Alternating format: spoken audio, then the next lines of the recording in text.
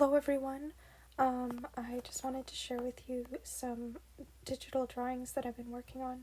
I'm hoping to make some notebook covers, like for notebooks, with some of these, so I just here am playing with designs of what I might want to put on them. I've seen lots of videos of people making notebooks, and it inspired me to want to try and make some with my mandala designs, because I used to draw a lot of ideas like this with markers and stuff.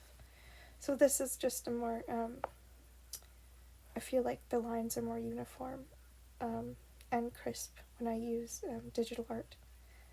But yeah, so this is just me just playing around with designs.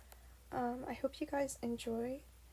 If you do like my videos, please make sure to subscribe to my channel, like and comment on my videos, and let me know what you want to see next. Also, if you think someone else would enjoy my videos, please share. And yeah, thanks for watching, guys. I hope to see you in another video.